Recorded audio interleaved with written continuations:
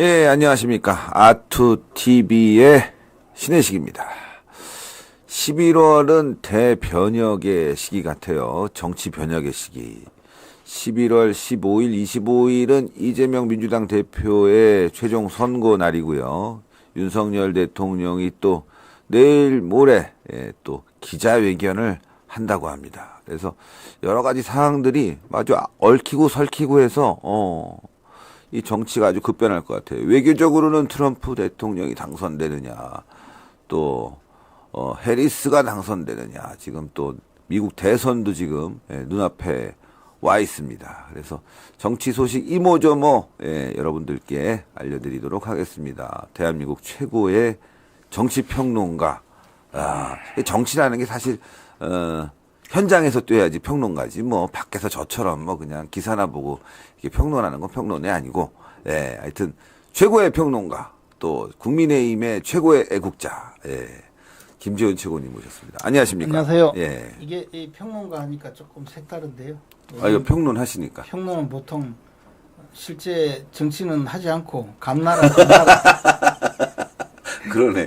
그래서 제가 최고의 평론가라고 말해요. 실제로 하고 있으니까. 소설을 쓰지 않는 사람이 소설 평론가를 하고 시를 쓰지 않는 사람이 시 평론. 평론하고 음식을 만들지 않는 사람이 또 음식 평론가라고. 네, 그렇죠. 그러네요. 죄송합니다. 아니, 정치를 직접 하고 계시니까. 제가 평론가를 평론하죠. 평론가를 평론하는. 네. 그 정확한데요. 네. 평론가를 평론하는. 네. 근데 지금 정치가 말이죠. 밖에서 보기에는 이 평론가보다 못하다.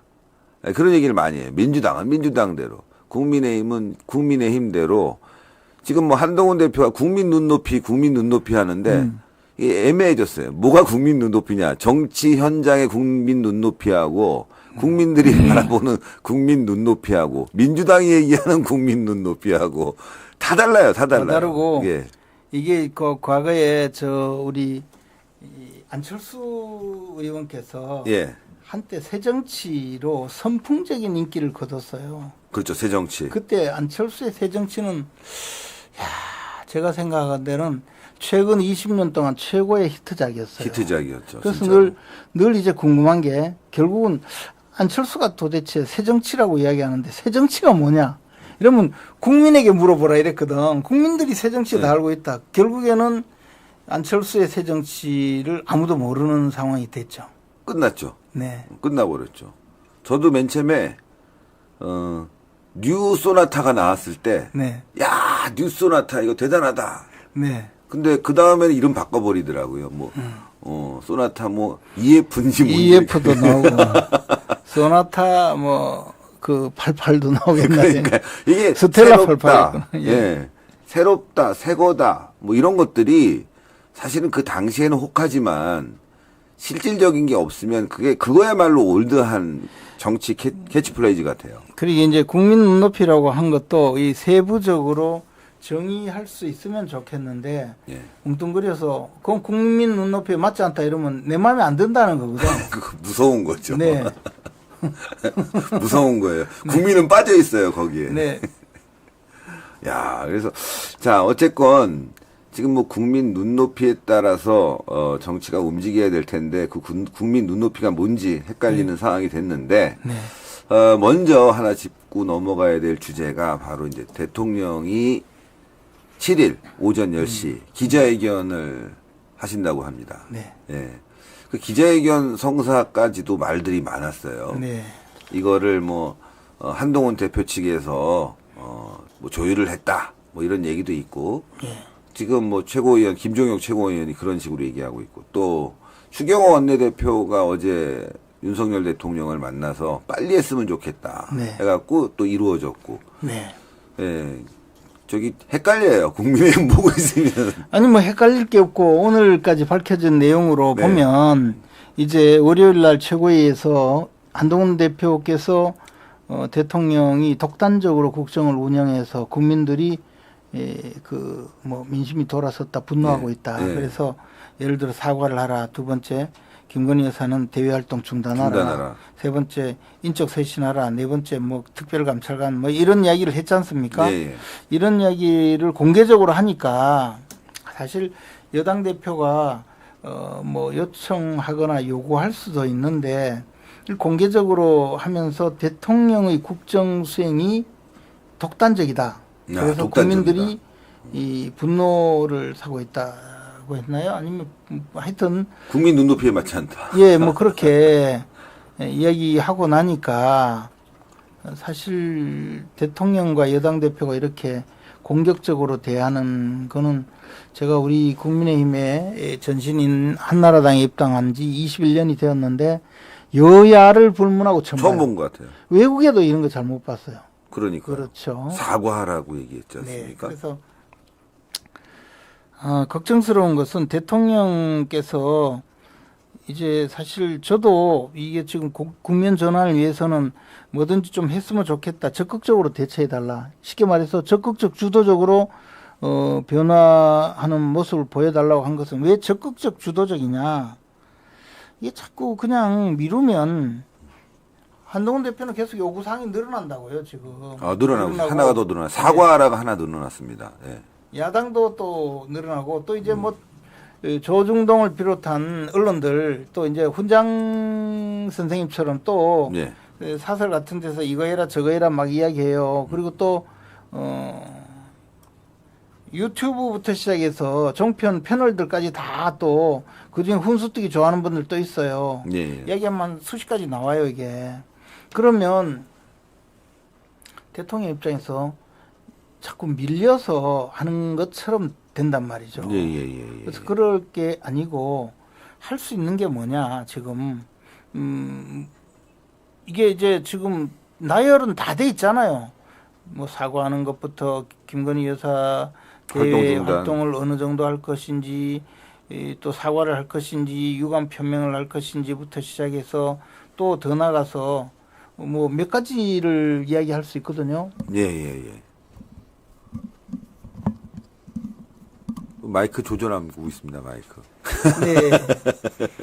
전체적으로 여러 가지 예. 그 방향이 있는데 이런 것 그리고 명태김 씨 관련해서 어느 정도로 어떻게 설명을 하느냐 이런 것을 전부 두고 가능한 것이 무엇인지 가능하지 않는 것이 무엇인지를 판단해서 가능한 것은 하나하나 빨리 진행을 하는 것이 좋겠다 이런 입장이었어요. 적극적으로 주도적으로. 네. 그런데 그렇지 않으면 한동훈 대표가 이건 무슨 조치를 하면 눈높이에 맞느냐 안 맞느냐 계속하면 결국은 한동훈 대표 채권자가 되고 대통령은 채무자가 되고 계속 훈수 두는데 따라서 움직이지 않으면 마치 그 숙제 안 하는 학생처럼 되고 이러니 그렇죠. 주도적으로 빨리 해결해 달라고 요청을 한 거죠.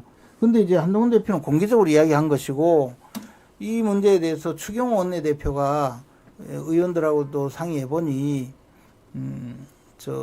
아무래도 기자회견을 통해서 하는 게 좋겠다라고 판단을 하고 그렇게 건의를 했다고 그래요. 네네네. 어제 오후에. 그래서 결론적으로는 추경호 원내대표한테 내가 그러면 7일 날 기자회견을 하겠다라고 통보를 받았고 한동훈 대표는 뭐 공개적으로 요구했으니까 공개적으로 언론을 통해서 연락을 받은 거죠. 예. 그러니까 그 과정이 어떻게 되었는지는 쭉 그 설명이 된 것 같아요. 거기다가 또 대통령실 관계자가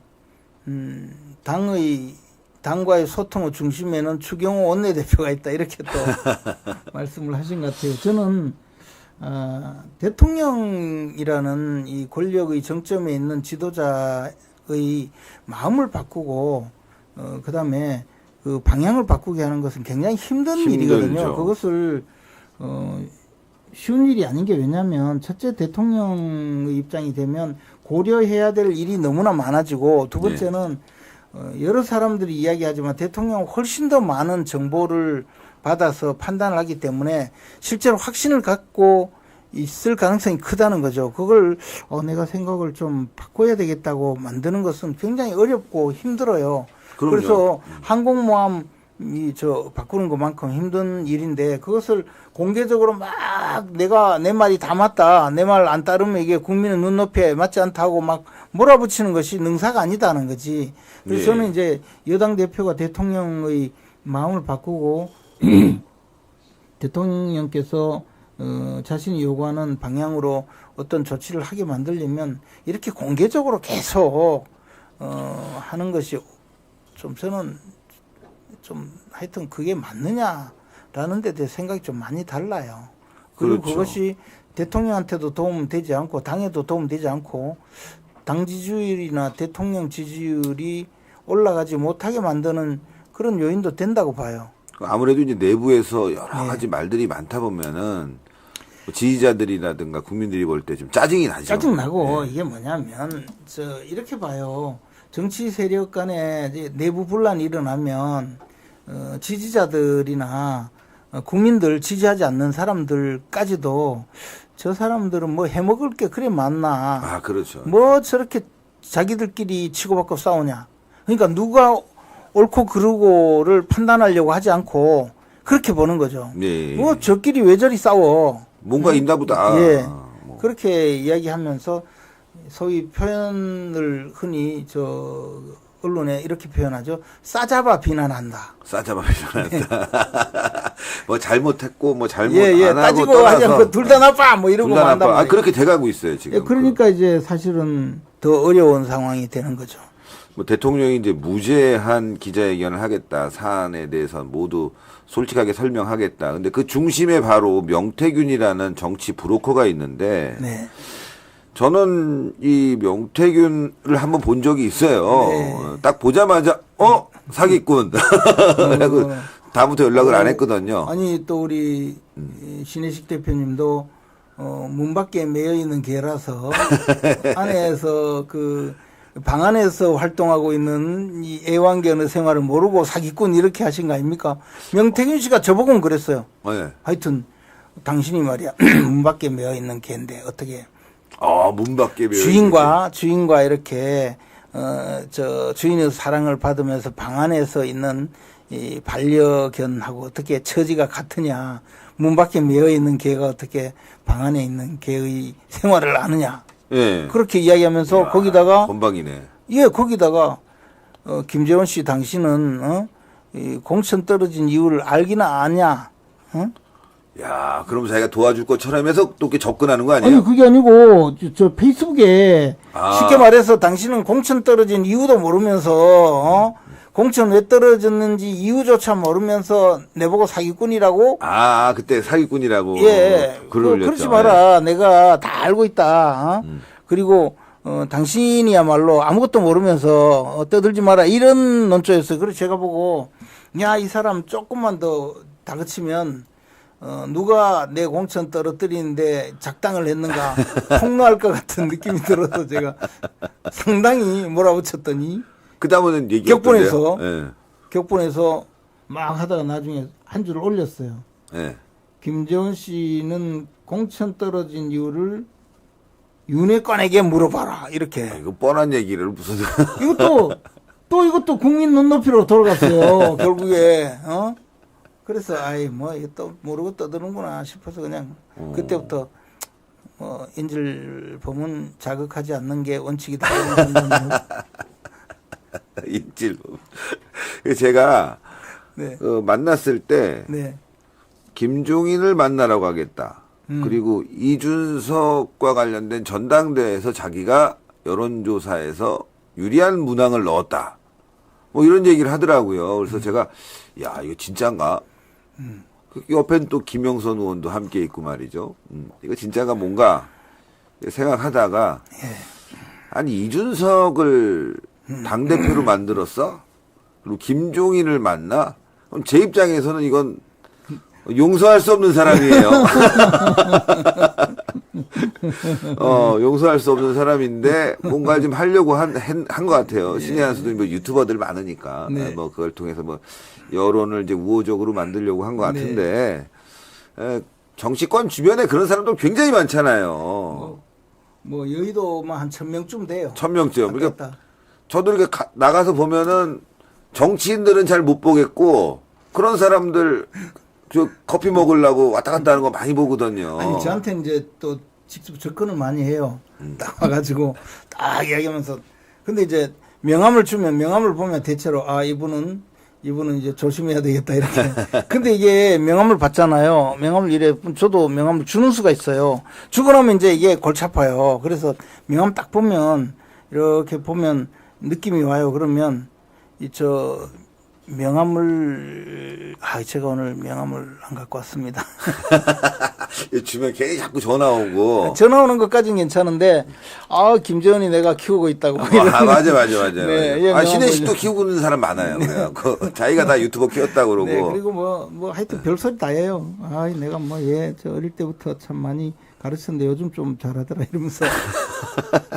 그래서 저도 키웠다는 사람이 많은데 명태균도 그러고 다녔을지 네. 모르겠지만 제가 왜 이런 질문을 드리냐면은 저한테 와서 한 얘기. 이준석을 전당대회에서 여론조사에 유리하게 만들었다라고 얘기할 정도였단 말이에요. 네. 그리고 이준석과 실제로 사진도 찍고 사진도 천하람하고 아주 나무도 심고 이준석 천하람을 양쪽에 데리고 네. 거느리고 있어요. 거느리고 있었잖아요. 좌청룡 우백호. 네. 명태균은 바로 이준석이 지금 당으로 끌고 온 거 아닙니까? 그리고 명태균이라는 사람은 이준석을 통해서 이 보증수표처럼 말이죠. 믿을 수 있는 사람, 그래도 정치와 관련해서는 뭔가 좀 아는 사람이 돼버렸단 말이에요.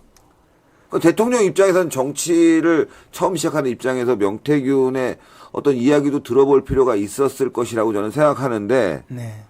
왜 이런 부분에 대해서 국민의힘에서 얘기를 안 하는지 모르겠어요. 이준석에 대해서. 국민의힘에서는 명태균 네. 명태균 씨에 대해서 이야기하는 것 자체가 좀 두려운 분들. 아니 당대표가 딱 얘기하면 될 것 같은데요. 당대표가 명태균은 이준석을 통해서 국민의힘에 접근했고 그것이 계기가 돼서 윤석열 대통령까지 왔기 때문에 먼저 이준석부터 녹취록을 다 보고 사건관계에 대해서 한번 조사하는 게 중요하지 않냐. 그렇게 딱 한번 공을 던졌으면 좋겠는데. 근데 이제 이준석 대표와의 관계는 지금도 사이가 굉장히 좋아요. 지금도. 지금도 명태균 씨와 이준석 의원은 아주 사이가 좋아요. 그래서 보통 제가 아주 의아하게 생각하는데, 정말 의아하게 생각하는데요. 예. 근데 정치권에서 이준석 의원하고 사이 좋은 사람은 처음 봤어요. 비슷한 사람들끼리 모이는 거 아닙니까? 아니, 하여튼, 대체로 이준석 의원은 사이 좋은 분이 별로 없었거든요. 예. 그리고 이준석 의원은 정치할 때 하여튼 대부분의 경우는 이게 이 컴퓨터 게임처럼 누가 나타나면 일단 쏴 죽이고 밟고 지나가는 데 익숙하지. 예. 같이 이렇게 대화하고 끌고 가는 경우가 별로 없죠. 별로 없어요. 아주 자기 그냥 데리고 다닐 수 있는 사람 빼놓고는 제가 좀 그렇게 느꼈는데 명태균하고 친하다. 명태균 씨는 명사장 하면서 예. 굉장히 높게 평가하고 예. 명태균 씨도 이준석 의원에 대해서는 아주 좋게. 그러니까 명태균이라는 사람은 당시 당대표였던 이준석과 굉장히 친하고 밀접했고 정치적으로 조언을 하던 관계였고 그런 그전에 사이에서 윤석열 대통령과의 이준석 자리를 만들어줬다는 거 아닙니까? 그러니까 하여튼 그 부분에 대해서는 이준석 의원은 딱 조금 생각이 예. 주장이 다른데 이게 명태균 씨가 일단 이준석 의원을 대표로 자기가 만들었다고 주장해요. 예. 그 부분을 주장을 하고 있고 당시에 이준석 의원이 그때 당시는 의원이 아니죠. 우리 국민의힘에 당대표로 등장하는 과정은 굉장히 극적이었어요. 처음에는 아무도 이준석이라는 그렇죠. 사람을 당대표로 생각하지 않았는데 어느 날 이번에 또 등장하는 PNR이라는 여론조사 회사가 있는데 이 여론조사 회사에서 당대표 여론조사를 계속 하는 거예요. 예. 계속해서 갑자기 어느 날 2등으로 또 만들어졌다가 그 다음에 1등으로 갔다가 그 다음에 1등을 나경원이 1등 하다가 2등이 되고 그 다음에는 차이가 점점 벌어져서 나중에는 엄청난 차이로 쫙 무슨 만들어요. 예. 그러니까 이제 그 과정에 대해서 나경원 의원은 이거 뭔가 문제가 있다고 주장을 하죠. 예. 근데 이준석 의원은 그것도 또 부정선거론자다 이렇게 조롱을 해버렸는데 예.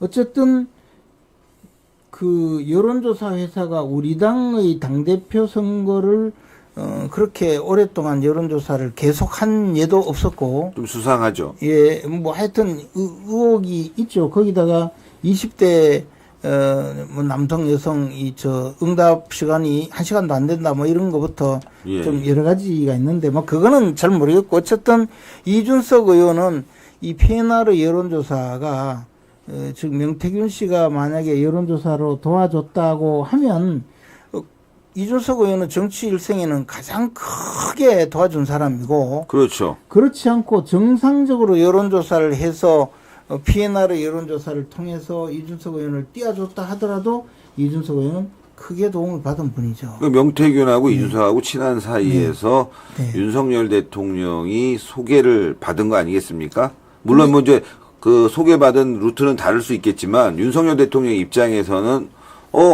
그런 일이 있었어? 상당히 전문가네라고 인식할 수 있었다는 거죠. 근데 이제 제가 여러 사람한테 들은 바로는 어쨌든 이준석 의원이 그 당대표 시절에 도움을 받은 거에 대해서 여론조사 주장은 쏙 빼요. 여론조사는 네. 이야기하지 않고, 그럼 뭘 도움받았다고, 뭘 도움받았느냐 이렇게 제가 물어봤어요. 그랬더니 하여튼 전당대회, 그러니까 당대표 선거에 가보면 사람들하고 같이 와 있더라. 야, 네. 두리뭉실 넘어가려고 하는 것 같은데. 그 부분에 대해서는 명확하지 않아요. 그런데 하여튼 도와준 열심히 했다. 뭐 그런데 명태균 같은 사람이 무슨 뭐 사람을 몰고 다니면서 표를 얻어줄 수가 있습니까? 뭡니까? 그래서 이 부분에 대해서는 이준석 의원이 명확하지는 않는 것 같은데, 예. 그 후에 윤석열 대통령 캠프에서 일했던 분은 명태균 씨를 윤 대통령에게 데려온 사람은 김영선 의원. 김영선 의원. 예, 김영선 의원이었죠. 김영선 의원이 창원에서 그냥 여론조사 가공하는 여론조사 업체 여론조사를 하는 동네 듣보잡을 서울로 데려온 사람이에요. 그래서 데려와서 윤석열 당시 대통령 후보에게도 소개하고, 옆에는 김종인 위원장도 소개하고. 근데 아마 이준석 그때 당시 당대표 경선에 나온 이준석 후보에게도 소개를 했다고 했는지는 몰라도 신혜식 대표님한테도 소개해주고, 예. 또 뭐 오세훈 또 거기도 소개해주고, 하여튼 원희룡 쪽도 뭐 소개받고. 하여튼 다 끌고 다녔어 이 사람이. 그래서 김영선. 근데 하여튼 그때 만날 때마다 얘기는 내가 이준석 당대표 만들었다. 이게 하나의 보증수표처럼 된 거란 말이죠. 그래서 제가 오늘 그러니까 명태균의 입장에서는 김영선 이분이 중앙무대에 데뷔시킨 그 분이고, 김영선 의원이 그 윤석열 후보에게 데려와서는 명태균 이분이 이준석 대표를 당대표로 만들었다. 그렇죠. 그리고 또 김종인 위원장을 아버지로 모신다. 예. 그러니까 아버지로 모신다. 정치적 스승이니 뭐니 해갖고. 명태균을 통하면 이준석이나 그 김종인 위원장을 모두 데려올 수 있다. 그렇죠. 이렇게 그래갖고 이야기를 했다는 거예요. 뭐 실제로 그러니까 윤석열 전화도 하고 대통령하고 뭐 했다는.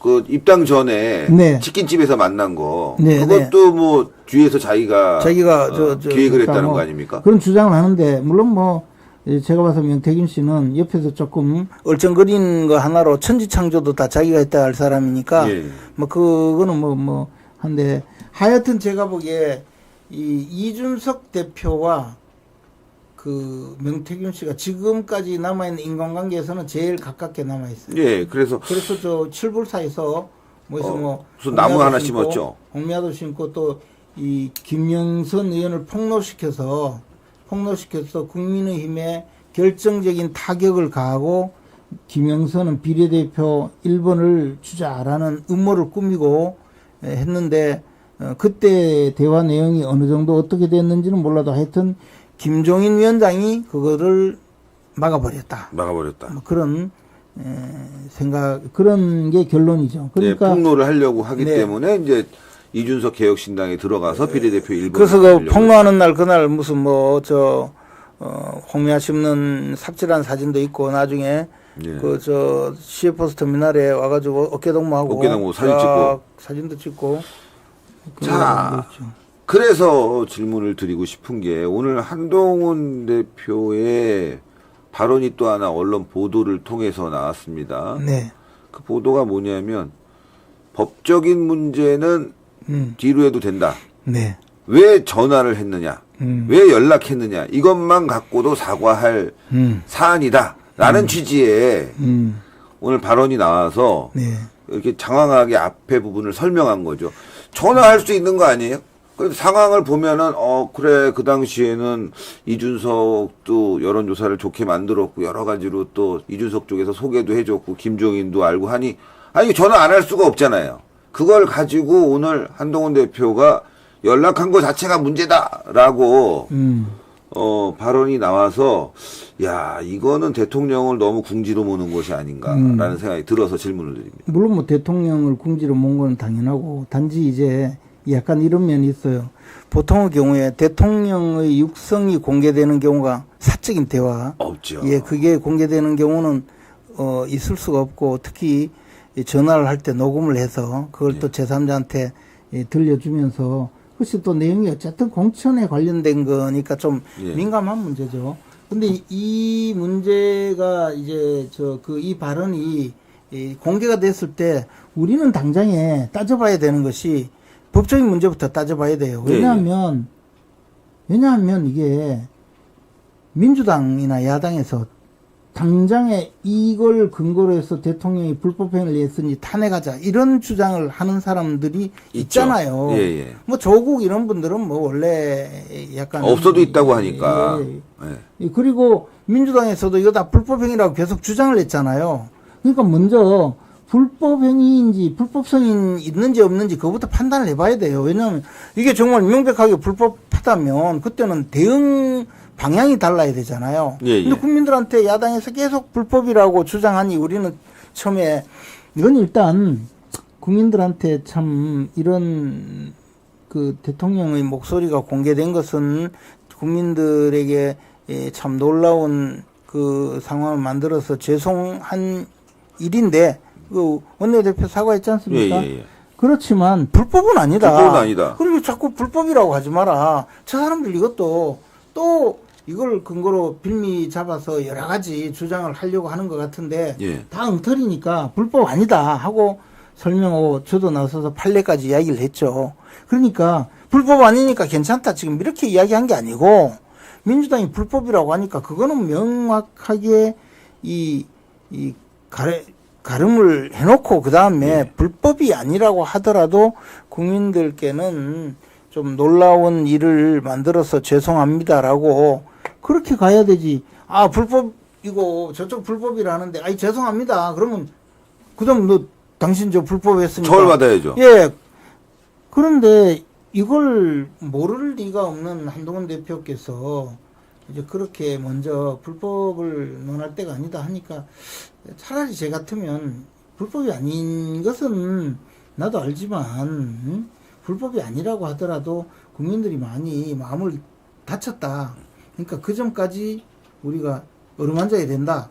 그런 정도 이야기였다면 그래도 조금 좀 걱정스러운 발언이었다고 생각합니다. 그리고 또 하나가 이제 그 녹취 파일이 지금 편집됐다. 강승규 의원이 이제 교수 전문가 5명을 동원해서 편집됐다. 짜깁기 됐다. 예. 이게 지금 상당히 중요한 문제란 말이죠.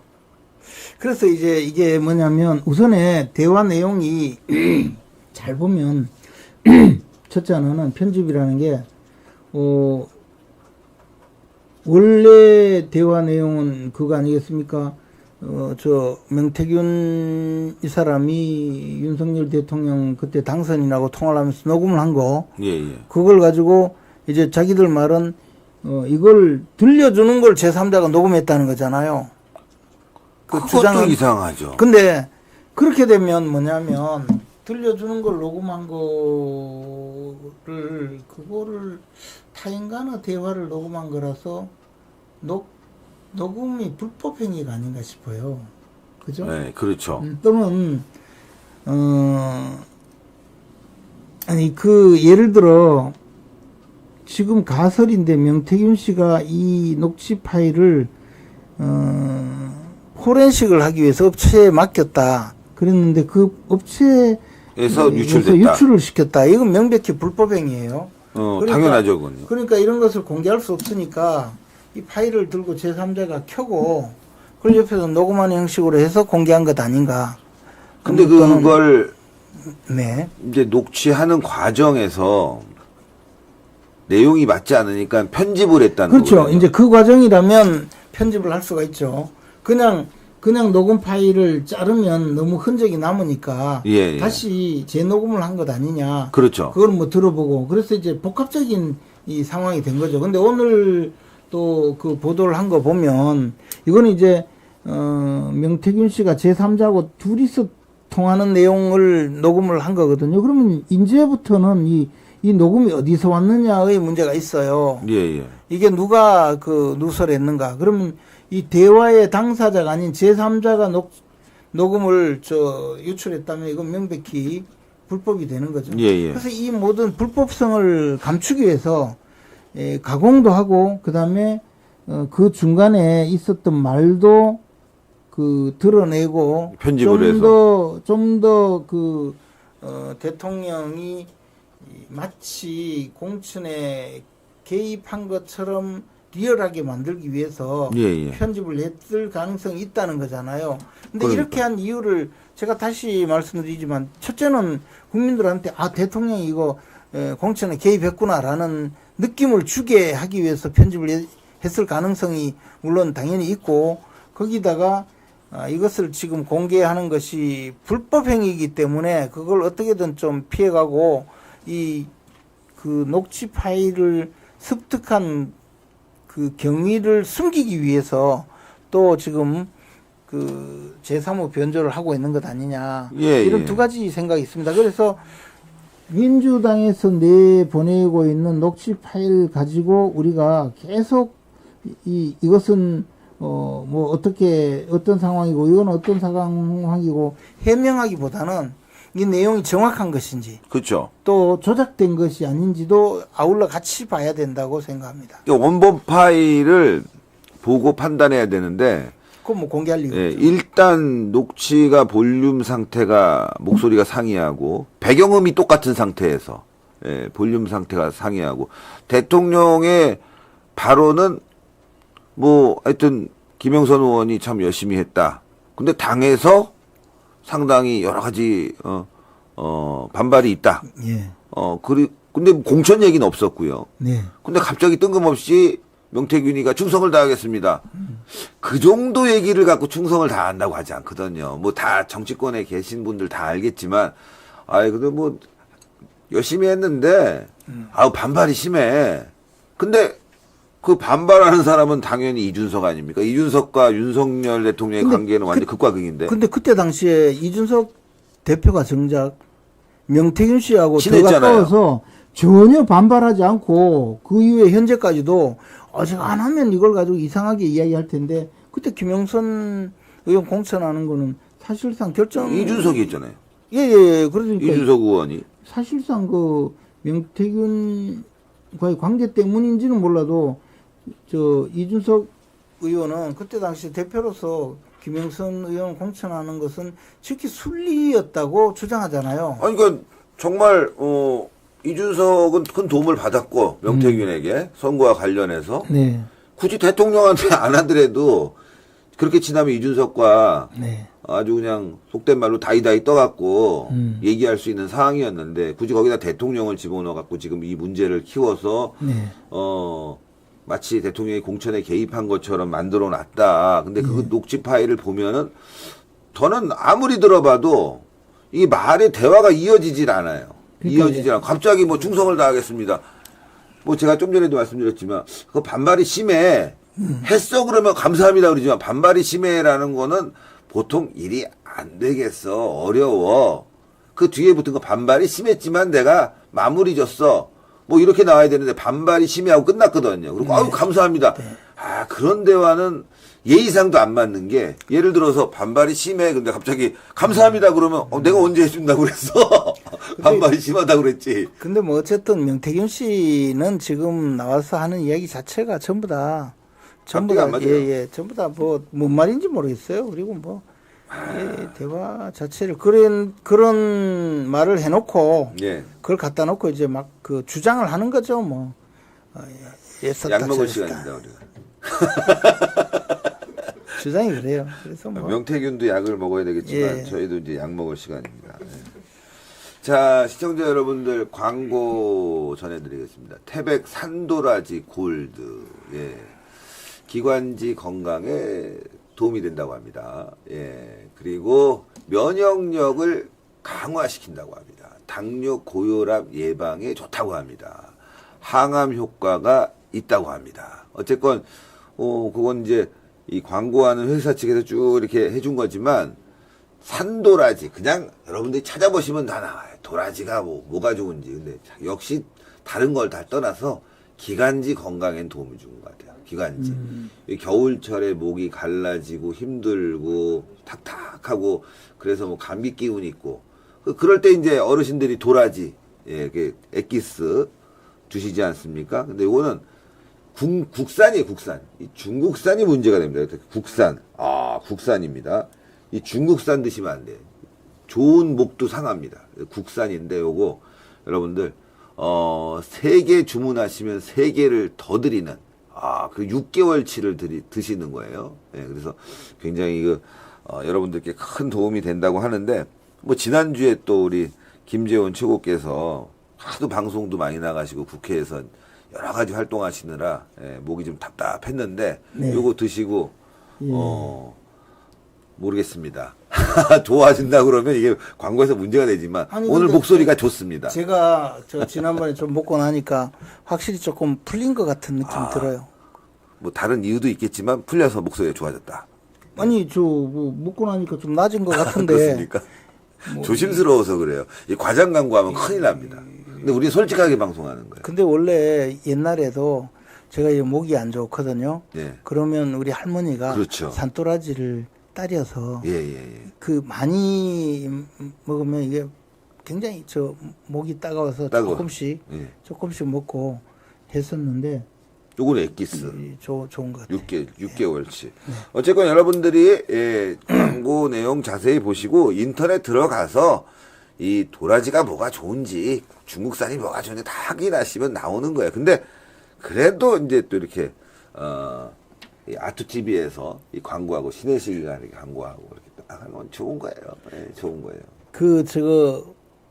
우리 옛날에 우리 할아버지가 용각산 아시죠? 예. 소리가 나지 않습니다, 이거. 그 용각산을 많이 드셨어요. 예. 할아버지가 일제시대에 그 kyushu 탄광에 강제징용 예. 갔다 오셔가지고 심폐증으로 고생을 하셨거든요. 예. 늘 이 기관지가 안 좋으신 거야. 예, 용각산. 그래서 용각산을 드셨는데 나중에 한참 후에 제가 알았어요. 그 용각산이 산도라지. 분말이야. 용각산이 산도라지. 산도라지에다가 흡수를 잘 하게 하기 위해서 박하. 박하. 그 두 종류를 일본 사람들이 만들어낸 약이에요. 그래서 용각산이 일본 약이에요, 일본 약. 일본 약이고. 일본에서 용각산을 만들고 우리나라에서도 그대로 판매를 하는데 일본 가면 똑같이 용각산이 나와요. 근데 요즘 이제 먹기 좋게 용각산 캔디도 만들고 뭐 해가지고 용각산 조그만한 시럽 비슷하게도 만들고 하는데 기본적으로 산도라지예요. 아, 기본도로 산도라지. 이게 산도라지. 네, 요거 여러분들 좋습니다. 예. 김재원 최고께서 제가 뭐 녹용도 선물하고 뭐 이렇게 했을 때 조그맣게 한 포 뭐 여러 개 아니라 뭐 이렇게 샘플 나오면 드렸는데 아, 다른 거 안 가져가시더라고. 근데 요것만 살짝 들고 가시더라고. 네. 다른 거 안 가지고 요것만 살짝 들고 가신 거 보면 좋은 것 같습니다. 네. 광고를 너무 길게 하면 안 좋은데 뭐 그냥 광고 길게 하죠. 뭐 수익 좀 많이 나게. 그리고 광고주가 이제, 좋아하겠네. 이제 그다음에 다시 2부를 시작하시니. 2부 해야 됩니다. 예, 우리 밥벌이 했으니까 2부 해야 돼요. 예. 근데 제가 이거 관련해서 민주당이 지금 벌이고 있는 이야기를 조금 해볼까요? 예, 예. 민주당이 이 명태균의 이 어처구니 없는 주장 폭로 뭐 이런 이야기를 이 사실을 넘어서서 이 사람들이 이걸 이제 가지고 윤석열 대통령을 공격할 수 있는 좋은 호재다 이렇게 해서 마구 활용을 그렇죠, 하고 예. 있어요. 근데 명태균 이 사람이 어떤 사람이냐면 예를 들면 자기가 지금 잡혀 들어갈 것 같으니까 내 변호사는 이거라는 거야. 예, 지금 스마트폰. 예, 이거 어디다 숨겨놓고 숨겨놨다 그러잖아요. 네. 이걸 그래서 내가 이 세 개를 아버지 산소에 숨겨놨다. 화장했다면서요. 예, 그래서 아버지 산소에 묻어놨다라고 주장했는데 그것도 정말 어처구니 없게 창원지검에서 명태균 씨 집을 압수수색하는 날 그날 언론에 떠든 거예요. 그러니까 창원지검 검사들이 황당하잖아요. 집에 압수수색하러 갔는데 예, 스마트폰은 없고 아버지 산소에 화장해놨다 그래가지고 조사해 보니까 아버지 산소가 없대요. 화장을 하고 상고를 해서. 그러니까 입만 열면 거짓말이야. 거짓말이 그냥 뭐 근데 생활화된 사람이. 그러니까 이제 이런 사람의 말을 가지고 그것도 제3자하고 떠드는 걸 가지고 뭐 자기가 막 폼 잡고 뻐기면 봐라 이게 지금 명태균 말이 이렇게 나왔으니까 이건 사실이다 이렇게 주장하면서 막 떠들잖아요. 예. 그래서 이제 그런 민주당이 지금 드디어 내놓은 회심 카드가 탄핵이라고 하면 이제 아무래도 우리 보수 진영 사람들이 거부감이 많으니까 이걸 살짝 바꿔가지고 임기 단축 개헌. 임기 단축 개헌. 하야라는 거죠. 임기 단축을 해서 윤석열 대통령을 조기에 하야시키겠다는 거잖아요. 예. 임기 단축 개헌을 하더라도 그건 당대 대통령에게는 효과가 없어요, 원래. 예. 그래서 말이 안 되는데 어쨌든 임기 단축 개헌을 지금 강력히 주장하면서 이렇게 하면 헌법재판소에 가서 탄핵 소추가 되어서 헌법재판관들의 판단을 받지 않더라도 그냥 국회에서 의원들, 국민의힘 의원들 이간질에서 한 8명만 동의하고 지난번 탄핵 때 했듯이 그죠? 예. 8명만 동의하고 그다음에 그 국민투표만 통과하면 곧바로 윤석열 대통령을 끄집어낼 수 있다. 이런 판단을 해 지금 임기단축 개헌을 주장하거든요. 예. 근데 임기단축 개헌의 목표 시점이 언제인지 아세요? 내년 2025년 5월 10일이야. 2025년 5월. 2025년 5월 10일. 왜냐하면 이렇게 하면 이제 임기를 3년으로 단축시킨다 이 주장이죠. 예. 근데 이렇게 들으면 그럴듯해요. 그죠? 근데 거꾸로 잘 생각해 보십시오. 금년 2024년 11월 15일 날 이재명 대표의 선거법 위반 사건 선고가 있잖아요. 그런데 지금 대법원 그 예규로 규정으로 만들어서 선거법 위반은 항소심 대법원은 무조건 6개월 이내 선고 끝내라는 거잖아요. 예. 그러면 이게 자기들이 무죄 판결을 받을 수가 없다는 걸 알고 이제 이런 소리 하는데 빨리 이제 11월 대법원 15일 판결 날, 나오기 전에 그냥 11월 15일 날 유죄 선고가 나면 이제 6개월 내에 선고를 하면 이게 플러스 6개월 하면 2025년 5월 15일이에요. 예. 그러니까 헌법을 5월 10일까지 한 5일 전에 대법원 선고 나기 전에 이미 다 만들어 가지고 그러면 그로부터 한 달 전에 벌써 대선 선거운동 들어가야 되잖아요.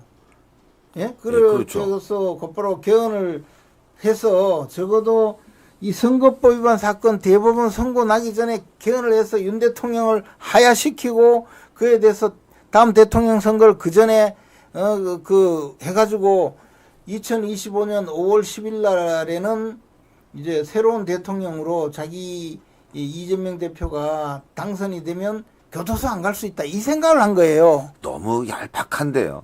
아니 뻔히 근데 속보이는. 아니 속보이는 건 둘째치고 이게 가능하겠어요 이게. 아니, 가능하지 않죠. 헌법을 개헌하려면 지금부터 해서 개헌을 유도를 하고 개헌에 대해서 동참을 하는 사람들이 많아지고 해서 그러면 이제 개헌안을 제안을 해야 돼요. 국회 제적 과반수. 민주당이 제안을 할 수 있죠. 어떤 내용을 갖고 개헌하는지 국민 동의도 필요하잖아요. 그러니까 이제 먼저 개헌을 제안을 하면 발의를 하면 그걸 가지고 국회에서 의결을 하면 이제 헌법 개정안이 발의가 되고 예. 그러면 이게 공고를 해야 돼요. 국민들한테 예. 20일 동안 이 대통령이 공고를 해야 돼.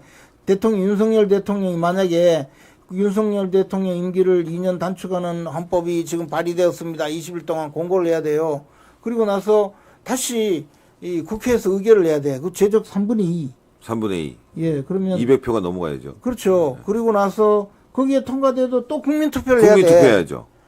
국민투표를 해야 되는데 이거는 또 대한민국 국민 중에 유권자의 반이 투표에 참여해서 그 반이 참석해야 돼요. 그러면 도대체 이재명 한 사람 교도소 안 보내려고 대한민국 국민들이 투표하러 가야 되잖아요.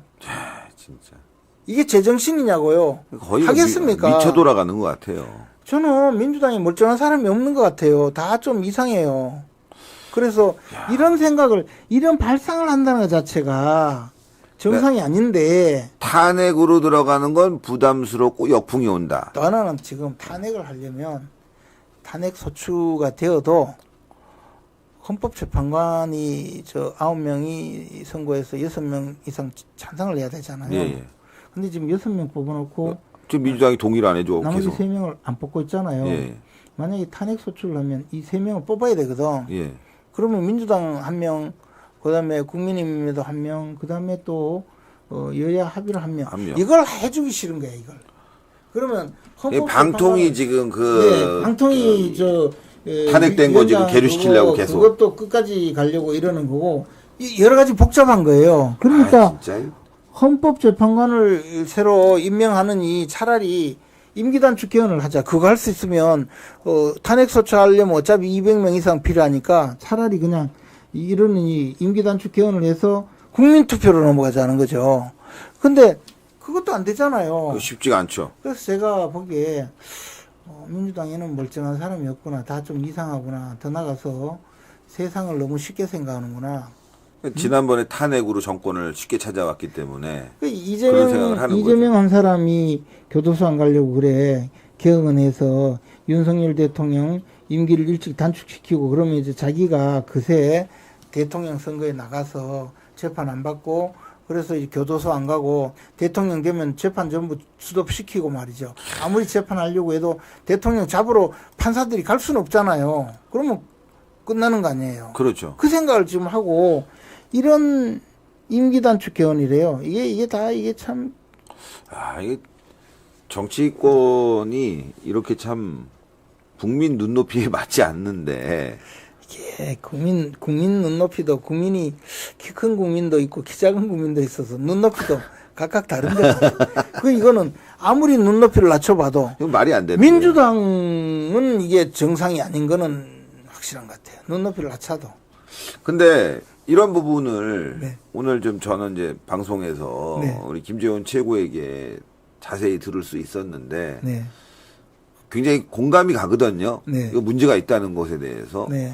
지금 대통령 사과해라, 김건희 여사 활동 중단해라 라고 할 때가 아니라 지금 이런 부분들을 국민들에게 자세히 소상하게 알리는 게 더 중요한 거 아니겠습니까? 저는 이제 그런 생각이 있으면 여당 대표가 대통령 비서실장에게 제 의견은 이렇습니다. 예. 문서로 만들어 드리겠습니다. 또는 전화로라도 이야기하겠다. 또 아니면 대한민국 국민 중에 제일 사이가 좋았던 분, 가까웠던 분이 윤석열 한동훈이잖아요.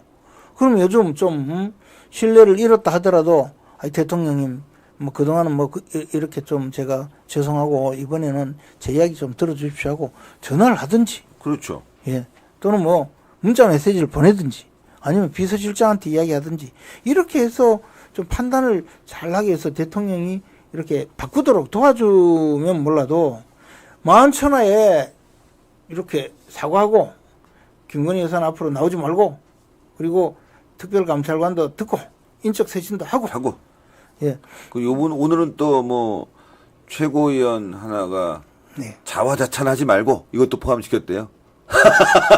대통령 기자회견에서 자화자찬하지 말래요. 하여튼 그러니까 이게 대통령을 우리 당이 배출한 대한민국의 국가원수라는 사실을 잊고 그냥 동네북으로 아무나 두들기면 되는 동네북으로 생각하는지 이렇게 되면 사실 대통령이 아무리 잘하려고 해도 결국은 여당 내에서 또 비판을 하게 되고 여당에서 비판을 하면 그 다음에요 국민들이 얼마나 잘못했으면 같은 땅에서 저런 평가를 하겠냐 해서 지지율은 또 떨어지고 그럼 지지율이 떨어지면 여당 지지율은 그럼 올라갑니까? 떨어지죠? 당대표 지지율도 떨어지고. 당대표는 왜 저렇게 싸우나? 또 지지율 떨어져요. 근데 계속 이렇게 하니.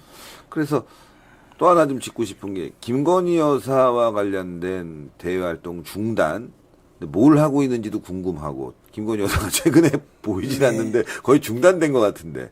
그리고 이번에 이제 해외 순방할 때도 김건희 여사가 같이 가면 안 된다. 네. 예, 그것이 하나의 리트머스 시험대가 될 거다.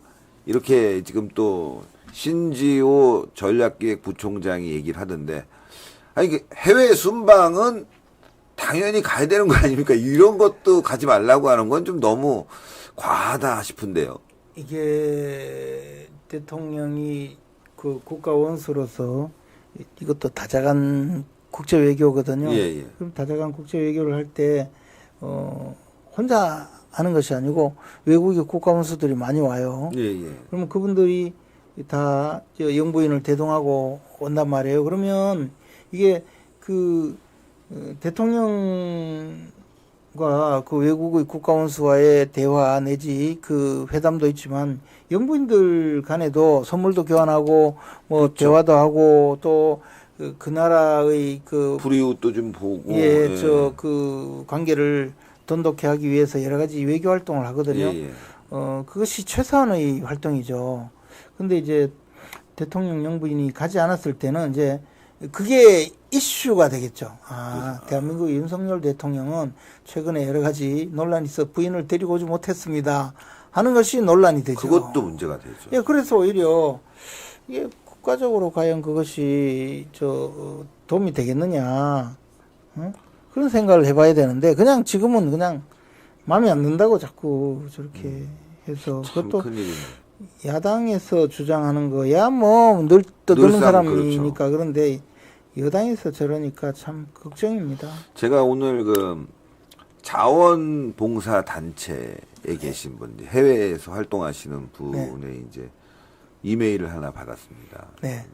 급하게 왔더라고요. 보니까 대통령이 해외 순방할 때 영부인이 꼭 오셔야 되는 이유가 자기네들이 자원봉사 활동 열심히 해도 언론 보도 잘 안 나온다는 거예요. 그렇죠. 네, 그래서 영부인이 오는 게 다른 무슨 어떤 이권 때문에 오는 게 아니라 그분이 와서 사진 하나 찍어주고 우리 이렇게 한인단체가 열심히 지금 자원봉사도 하고 불이웃 돕고 있습니다라고 알리는 그런 목적이 되는 거예요. 그게 굉장히 크대요. 돈 100만 금을 줘도 어려운 일인데 영부인이 와서 그런 활동을 곳곳에서 한다는 거죠.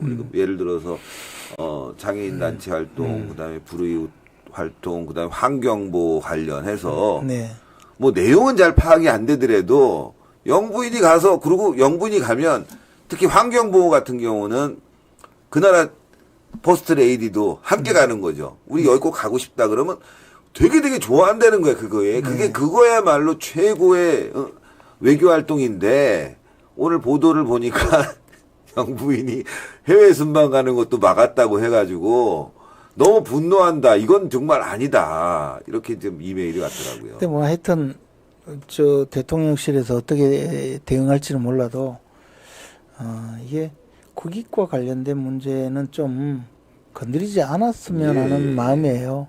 이제 저렇게 여당의 그것도 전략 담당하는 부총장이 저렇게 이야기하면 무시하기도 어렵고 안 무시하기도 어렵고 국민들이 또 보면 그게 당연한 줄 안다니까요. 여당에서 얘기하기 여당에서 때문에. 저러니까 예. 뭐 그래서 사실은 비호감을 더 높이고 그래서 결국은 그것이 돌아와요 우리한테. 자, 민주당의 이 장외 집회 부분도 이제 마무리 지면서 말씀을 좀 듣고 싶은데요. 장외 집회가 성공하지 못했다라는 측이 있고 성공했다라고 하는 측이 있는데 성공했다고 하는 사람은 뭐 저 이재명 대표, 예. 김혜경 여사, 그리고 개딸들 그리고 친명 행제한 어중이 국회의원들 뭐 그런 분들 또 아닐까요? 뭐 일부 언론. 네. 근데 민주당이 과거 촛불 탄핵 집회에 나왔을 때 인파, 인원, 그 열기 거기에 10분의 1도 안 된 것처럼 보이거든요. 이번에 어쨌든 경찰 추산으로는 2만 명이 안 됐다고 예, 하죠. 예. 뭐 민주당이 30만이라고 주장하는데 뭐 300만이라 하면 어떻습니까? 근데 예. 이게요. 인원을 산정할 때는 항공 촬영을 하고 면적을 딱 면적 검사를 해요. 계산하죠. 면적 계산하고 선글게 앉아 있는 데는 1평방미터당 몇 명. 그 촘촘하게 있는 경우는 몇 명. 이미 수많은 데이터로 대강 정리가 되어 있어요. 그래 딱 넣으면 불과 몇백 명 차이밖에 안 나와요. 아, 대단하네. 실제 그걸 또 요즘에는요. 이걸 확대해서 사람을 그냥 순식간에 스캔해서 AI가 쫙 하겠죠. 숫자를 딱 헤아려요. 그러니까 그걸 가지고 딴 이야기 할 것도 없고 머리가 둘인 사람은 두 명으로 되는데 머리가 하나면 한 명으로 다 계산이 돼요. 머리가 둘인 사람은 뭐 100만 명 나오면 한 명 있을까 말까 하겠죠. 예, 뭐 그리고 예를 들어 검은색 모자를 이렇게 덮어서가지고 둘로 이래 될 경우 빼놓고는 했더니 이게 너무나 정확해요 요즘. 예. 그래서 옛날보다 더 차이가 없어요. 근데 그래서 그렇게 해서 숫자가 적은데 이 숫자가 적은 게 뭐 큰 문제는 아니죠. 근데 실제로는 민주당에서 어마어마하게 동료를 내서 그렇죠. 전국 현수막 다 걸고 차량 전부 다 동원해서 싣고 왔단 말이에요. 네. 제가 지난 일요일 날 광릉 경기도 포천에 있는 수목원 예, 국립수목원을 광릉수목원. 갔어요. 네. 수목원에 갔는데 들어가는 길 입구에 저쪽에 보니까 거기도 이제 가자 뭐 무슨 뭐 어쩌고 저쩌고 탄핵 집회 특검법 뭐 집회로 가자 뭐 이래가지고 경문을 붙여놨어요. 예. 그리고 현수막이 계속 있더라고. 그래서 야 여기는 사실 밤 되면 다람쥐밖에 없는데 예? 그렇잖아. 거기까지 붙여놨어요. 거죠. 예. 그래서 다람쥐도 모으려고 했나 보죠. 정말 열심히 모았구나 했는데 사람들이 호응을 하지 않은 이유가 아마 간 사람들은 개딸들이나 친명형제들만 갔을 텐데 이게 모아서 결국에는 내가 이렇게 지지를 받고 있고 우리 당은 당세가 이만큼 세다. 그러니까 판사님들은 절대로 이재명을 교도소로 보낸 판결을 하지 마라. 만약에 그러면 당신들 재미없다. 예. 이걸 보여주려고 하니까 그 가는 사람들이 신이 나겠습니까? 그러니까요. 예.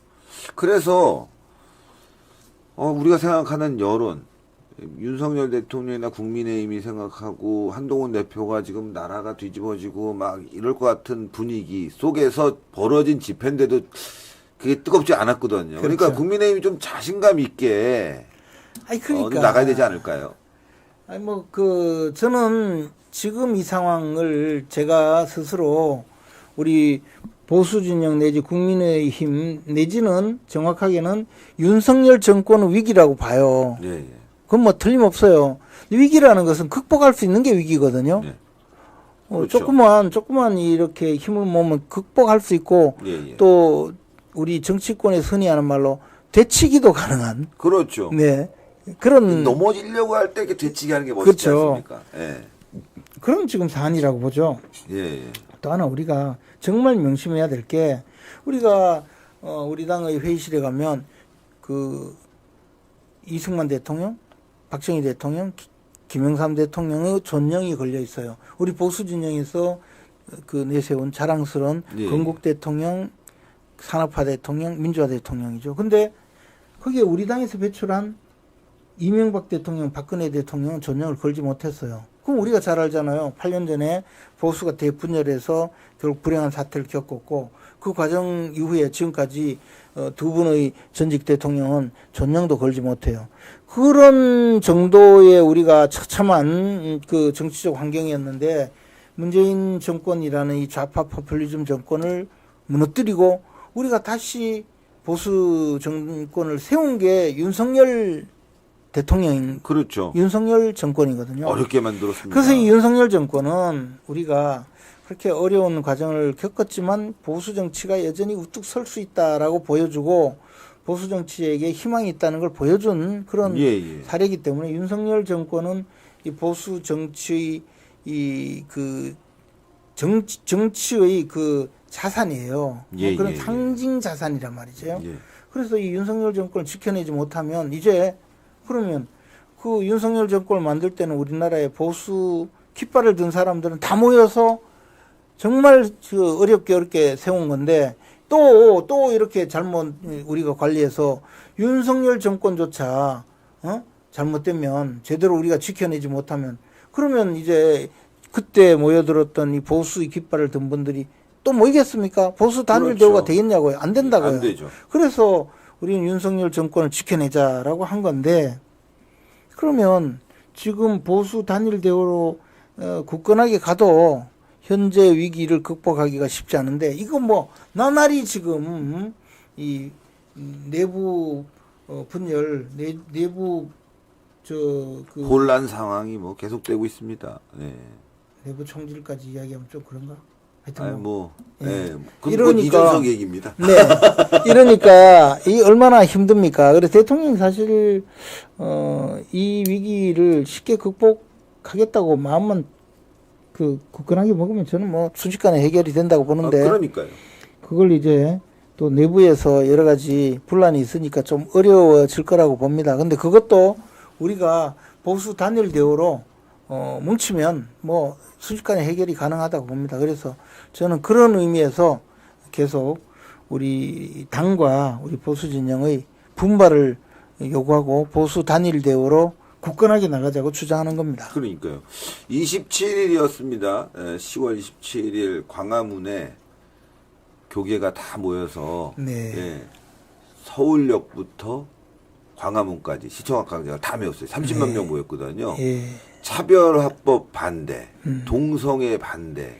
이분들이 다 나와서 대한민국 잘못 가고 있다. 아주 절실하게 느끼면서 많이 모이셨고 매주 또 광화문에 수만 명씩 꾸준하게 모이시는데 민주당이 뭐 5만 명 모으겠다, 최소 30만 명 모으겠다고 하고 나서 뭐 10,000명 조금 넘겨서 모은 걸 보니까 희망이 있다. 예, 그래 그렇죠. 대한민국을 지키려고 하는 분들의 어떤 절박함이 있기 때문에 우리가 뭉치면 해낼 수 있다. 이거 아니겠습니까? 시청자 여러분들. 예.